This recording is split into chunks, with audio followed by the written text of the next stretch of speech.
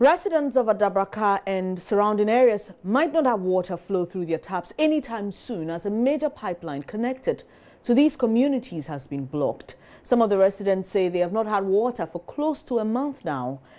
Efwa Evans Chinri was in the community and our reports.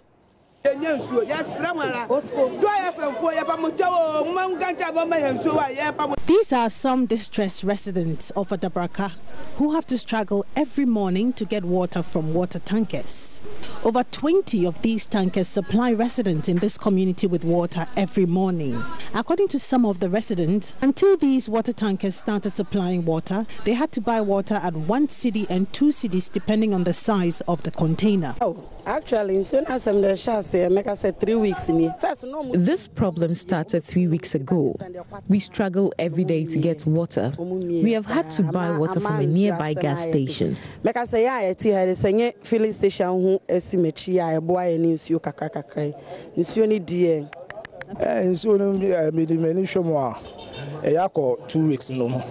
We've not had water for some time now. We get water from the gas station close by, and we pay for it depending on how large your bucket or container is. This is the first time the water tanker is coming to this area. And so in one for Coba, now there, media say Obi Umuhu, say Adabraka, now find it difficult and so on some. But Obianka, she entry a Busmukrani and a phone soon a blue sister. At the top, so more bread. We are really suffering. People sometimes have had to fetch water from gutters. School children do not even have water to bath. We do not know what is happening.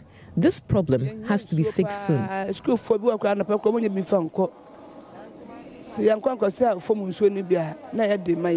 Speaking in an interview with JoyNews, communications manager of the Ghana Water Company, Stanley Marty, said the problem is due to structures built on some of the pipelines and preventing the flow of water.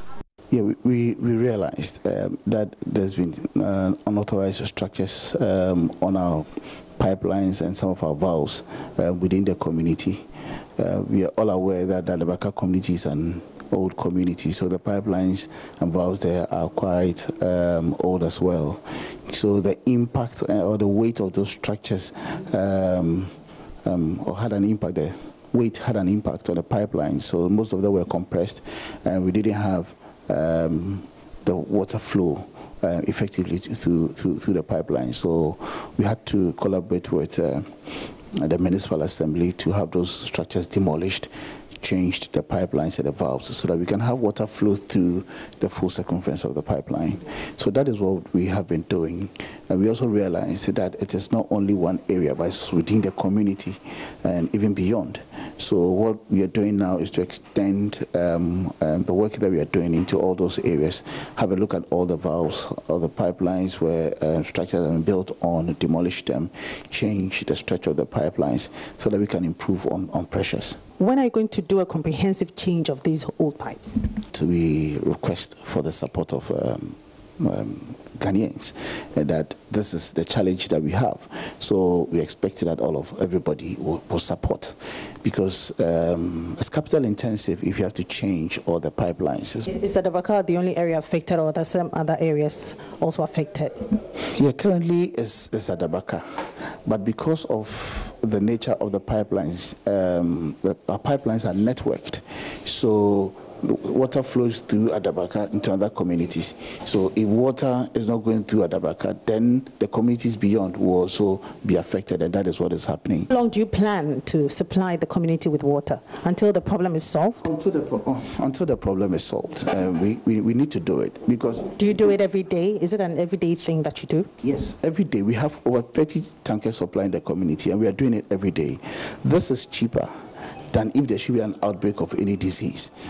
You understand? So giving the water to them free now may cost the country less than if there should be an outbreak. But did you start from the beginning? I mean, when the water shortage problem started, did you start from the beginning? Because the people were complaining that they've had to buy water from a nearby gas station for close to 2 weeks now. Yes. The tankers that we started with initially wasn't that much, but as the problem compounded, we increased the number of tankers to the extent that currently, as I speak, we have over 30 tankers in the area. I will also apologize to those who've not had water over the period.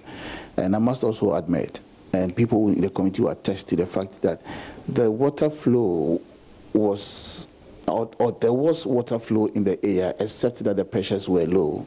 So some people were getting water, and because of the low pressures, some other areas, depending on the location, were not having water at all. So we had been improving on the program by the day. Can you tell us when this will be fixed? Yeah, it will be difficult for me to say when exactly we're going to end this, because each day as we work on the field, we realize new challenges and we need to solve them. So we hope that we'll be able to improve on the pressures by the weekend. But to solve the entire problem within the community, I wouldn't be able to tell for now. So you continue to supply the community with water? Exactly. We'll do that till we realize that the situation is very okay.